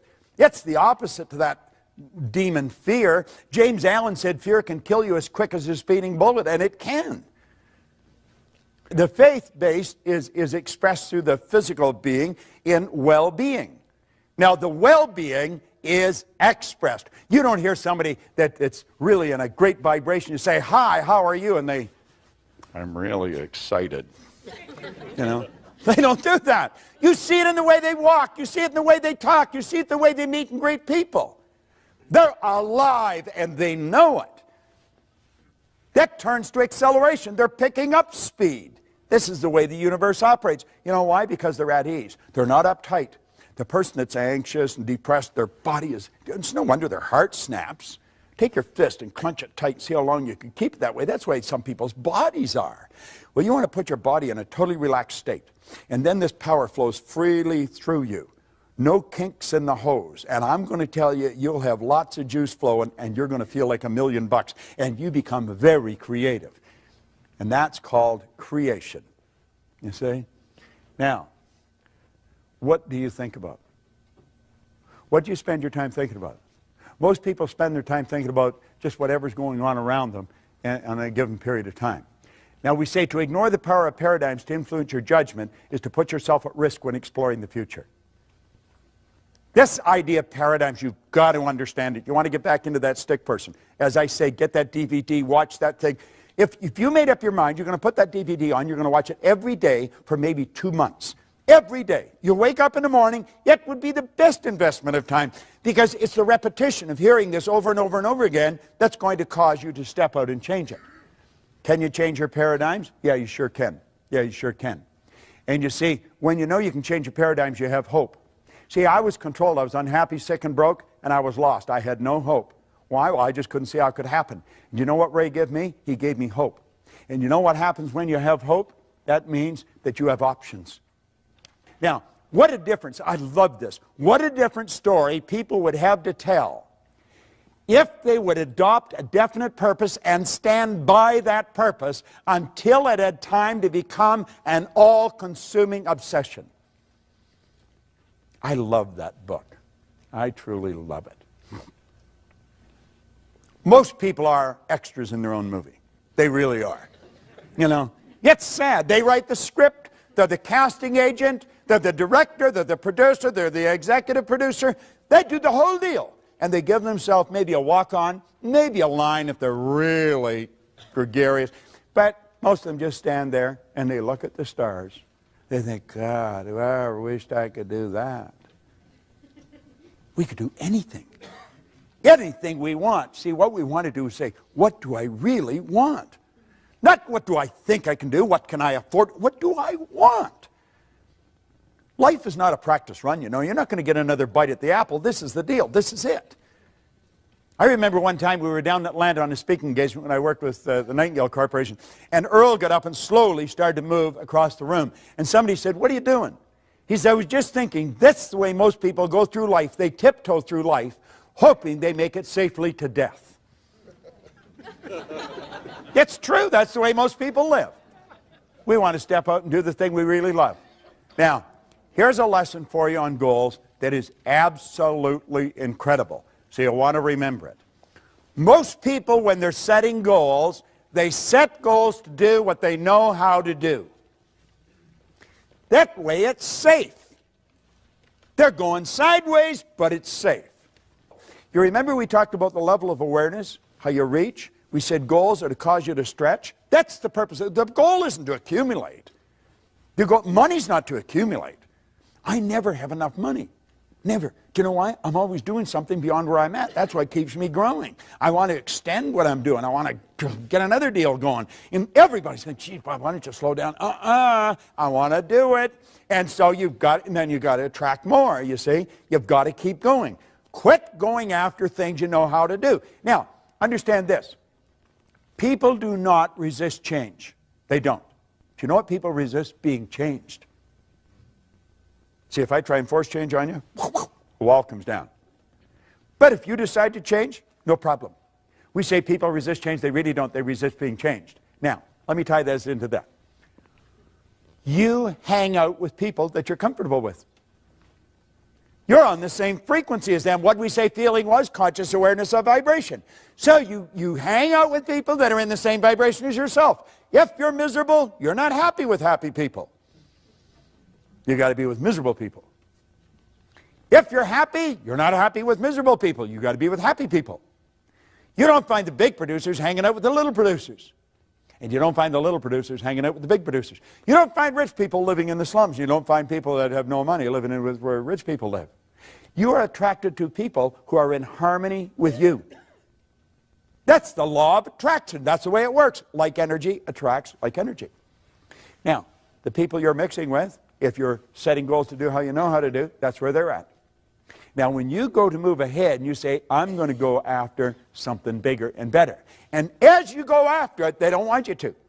If you gave them a polygraph and really sucked the truth out of them, they want you to win, but they don't want you to leave. Do you know why? They would have to adapt to your absence. They don't want to do that. They don't want you to leave. Do they want you to win? Yeah, but they don't want you to leave, and you can't win if you don't leave. You're thinking, geez, this is true. You can relate to this. Now, we sit down. We're going to stretch. We're going to go after what I think I can do. And we get our slide rule out, and we get the whole deal. And we get the plan. You've got to have a plan. Wharton teaches you got to have a plan. Harvard, you got to have a plan. So we get this plan. Then we go down to the office place, and we get a folder, and we print it out on our color computers. And we got our pie charts and our graphs. And yeah, it's all in color. We got a plan. Man, are we proud of our plan. But you know something? We don't go anywhere. You know why? No inspiration. Here we're going after something we think we can do. God, we're stretching, but there's no inspiration. And there's no support. The person that you're leaving isn't going to support you, and you're not inspired because you're just doing what you think you can do. You got the plan, though. But the plan ain't going to do you any good. It just won't work. Now, if you go after what you want, you're going to fantasize. And you've been taught that's a no-no. When you were a little tiny girl or boy, you could fantasize. The mom would just leave you there and let you play with the pots and pans, and you did all kinds of great things with them, and you were fantasizing. But when you went to school, the teacher come down, pay attention. You were being bad. You weren't paying attention. Your mind was wandering. You left the room. You left your body there, but man, you're on a trip. And they punished you. Now, you don't have to punish a person for so long, they'll stop doing whatever it is that they're doing to get punished for. So now we have these great big companies, and we got little wee creative departments. Why? We don't want people to be fantasizing. Fantasy is where everything started. This building was nothing but a fantasy at one time. Somebody got the idea of putting a whole bunch of theaters under one roof. They said it'll never work. So we go from what we know we can do to what we think we can do, but there's no inspiration, and so we go back to what we know we can do. And we get bored there, and we go back to what we think we can do, but there's no inspiration and no support till we go back to what we know we can do. You see? And that's the end of the story. We're all screwed up, and we don't win. You see? But the seminar said, choose a goal. I choose the goal. It's what I thought I could do. Got to play it safe. You got to be realistic. This realistic jazz is for the birds. All right? Look here. There's the 3 stages of creating the life you want. And if you want to go after what you want, you got to fantasize. So you start out here, and you build a fantasy. And you see yourself doing what you want. Doesn't matter how you're going to do it, you build the fantasy. You see the picture. Doesn't matter where the money is. Now you got to turn that fantasy into a theory. Before you can turn it into a goal, you've got to pass a test. The theory, now it's an idea in our conscious mind. We're really putting our higher faculties to work on it, but we've got to pass a test. We've got to ask, am I able to do this? If all things are possible, if this is an orderly universe, and if we have all the power within us, yes, I'm able to do it. Don't know how, haven't got the foggiest idea, up to here in debt, don't know where the money's coming, but yes, I'm able to do it. The second question, am I willing? Am I willing what? Am I willing to pay the price? If you're not prepared to pay the price, you don't deserve the reward. I remember my wife started her own business, and she was over her head. And I would go into the bedroom, and sometimes she'd actually get into bed and get under the covers and pull them over her head. She literally did that. And I'd go in and I'd say, what the hell are you doing? I'm scared. No. Well, what are you scared of? I don't know. Well, I said, why don't you quit? Well, then she'd get angry, and she'd end up, and away she'd go. You see? And now she's got to the point where a little bit of fear doesn't bother her anymore. Now, did I do the same thing? Well, I didn't get in bed and hide under the covers. But, God, I used to pull the drapes. Ooh, it was terrible. Am I willing? You've got to be willing to pay the price. If you're not willing to pay the price, you don't deserve the reward. You've got to be willing to come to these meetings. You've got to be willing to invest in the programs. You've got to be willing to do that, and if you're not, you don't deserve the reward. Now, the second you answer yes to those questions, now you've got a goal, and you want to impress it upon the universal subconscious mind. And when you do, the entire universe comes to your aid. That may sound like a bizarre statement, but I'm going to tell you, if I had a year to explain it, I could break it all down. That's exactly what happens. If you have to attract somebody from China, you'll attract them. We're not in this room by accident. You know, we're all supposed to be here right now. You're always in the right place for the right reason at the right time. And that idea will begin to move into form, and it'll turn into what we call a fact. And when you've done that, then you're in the position to build bigger and better fantasies, and that's called a creative process. You don't have to know how you're going to do it. You only have to know you're going to do it. So here's the deal. You start out and you fantasize. You see it. You believe it. And you do it. How do you think that guy got up that wall? Do you think when he was standing at the bottom, he knew every step he was going to take to get to the top? Not on your Nelly, did he? He knew that he was going to get to the top of the wall, though. And he said, I'll put this pick in here, and I'll put this one in here. I'll bring this foot up here and this one up here. That's the first step. He adapted to the change in his condition, circumstance, environment, and then he picked the next step. And that's how he got right to the top of the wall. And that's how Hillary got to the top of the mountain. And that's how Edison built the light bulb. And that's how the Wright brothers got the plane off the ground. And that's how we built the internet. And you want to know something? That's how you're going to create the life you want, a step at a time. Yet you're always going where you don't know, and it's scary. But I believe if you're not living on the edge, you're taking up too much room. You know? You got to know where you're going, and you got to know you're going to get there. Isn't that how we did it? Do you know what Dr. Werner von Braun said when John Kennedy asked him what it would take to build a rocket to the moon? He said, the will to do it. That was it. Nightingale said that success is the progressive realization of a worthy ideal. You've got to have an idea that you really want. It's got to be big and so all-consuming that you don't have time to listen to the ne'er-do-wells. You don't have time to listen to the people that don't have time to live. You see? What do you really want? Now get this. Praxis is the integration of belief with behavior. You say you believe things, and yet your behavior would indicate you've never heard of it. We've got to integrate our belief with our behavior. It's very important. You have your conscious mind, and you build a belief. And you impress that belief upon your subconscious mind. Now understand this. There's going to be a bit of a war. How many believe what I've explained here today? See, you believe it because you know it's the truth, and you hear the truth, you know it. You see? There's a problem when we go to execute that, and it's the old controlling belief that's in there. We've been taught to believe that there's certain things we can't do. We've been taught that because of this or because of that, it won't work. I'll give you a good book to get and read. Go and read Up from Slavery by Booker T. Washington. There's a guy that, I mean, he had all the strikes against him, but he had an image, and he just kept going, and he did whatever he did, and he did it well. He's quoted as saying, if I'm washing floors, when people look at it, they're going to know that Booker T. Washington washed this floor. Everything he did, and that's the way we want to do it. We want to do it to the best of our ability, and we want to gain an understanding. The way to do that is to continue to study. So here's the overview of what we've done. Power flows in, and number one, we build an image. Number two, we plant that image in our subconscious mind. That image then is expressed through the only instrument it can be expressed through, our physical body. That is an absolute law. It is an absolute law. The image you impress upon your subconscious controls your vibration, and your vibration controls what you attract into your life. And you're attracting stuff into your life. Everything that's coming into your life, you're attracting. So don't be afraid to step out. Maslow said you're either going to step forward into growth or you're going to step back into safety. You see? When we talk about the science of getting rich, we want to understand there is a science to getting rich. I want to tell you a story. I was flying to Malaysia, and I was playing with the calculator. I always play on a plane with words or numbers.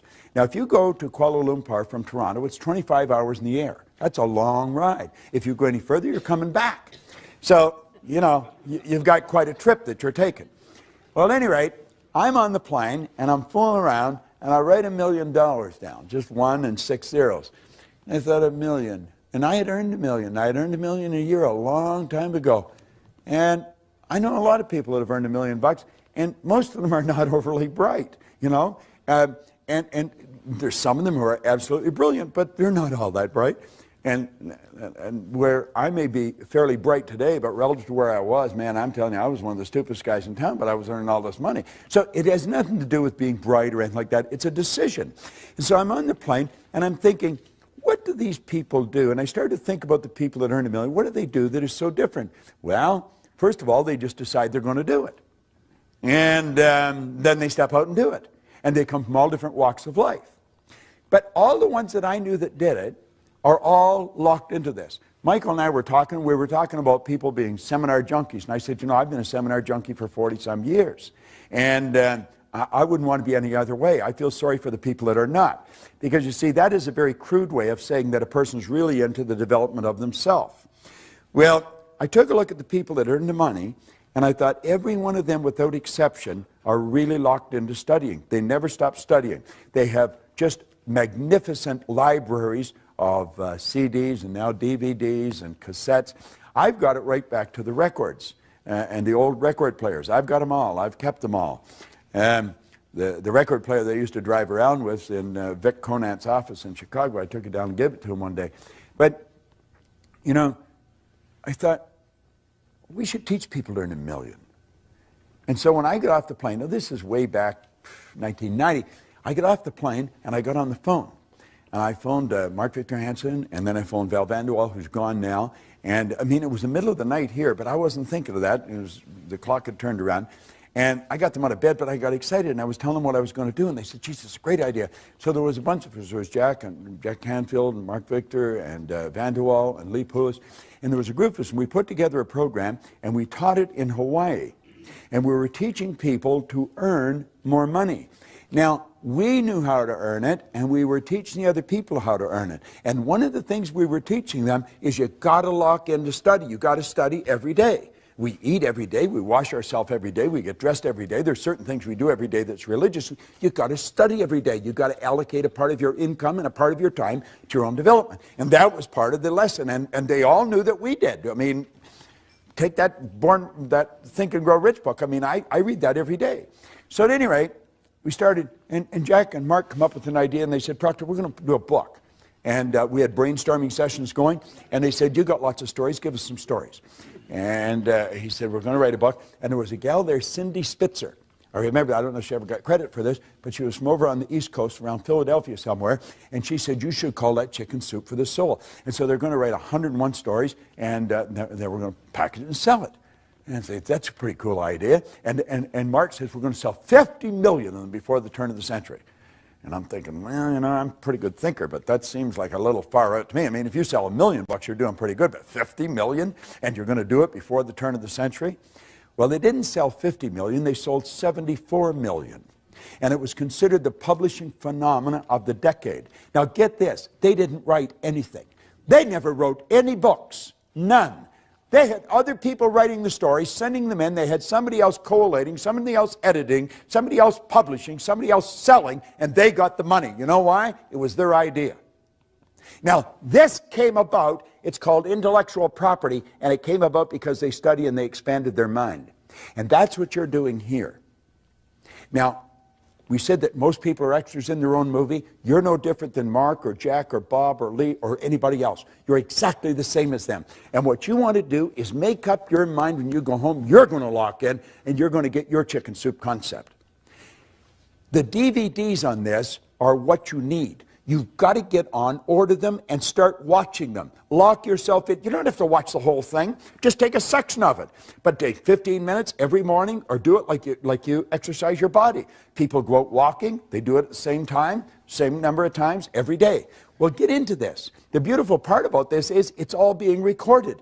You know that 66% of what I've said you'll have forgotten by tomorrow morning? 90 to 100% of it will be gone within a month. But if you keep repetition, if you keep programming it into your mind, you're going to find that you'll start to do it. That's what the actors do. I know a number of actors, pretty big names. And you know something? They're ordinary folks just like you and me, but they become great actors because they program the script into their mind until they become the script. And that's what you want to do. Some of this information, it's worth millions. I don't know if you realize just how valuable it is. I have been studying it for 43 years with some of the most brilliant people in the world. You got the whole thing locked on a little disc that you can watch and listen, and you go over and over and over, but always doing it thinking towards a goal. Phenomenal information. Don't for a second walk out of here without making a big decision that you're going to do something with it. I want to congratulate Michael on the work he's been doing. He's been doing it for a long time, and he does a good job. And I don't know anybody else anywhere in the world that's doing this. And now, of course, he's even topped what he's doing by putting it all on DVD. Lock in, build yourself a library of these things, and then take time every now and then. Sometimes you take a couple of days and just do nothing but totally saturate your mind with it. And you're going to find it'll pay huge dividends for you. The people that I was working with that were in the millions, they're just ordinary people like you and me. But the difference is they get the idea and they apply it. They apply it. They apply it. And it's in application. It's not just studying. It's in application. Thank you very much. Thank you.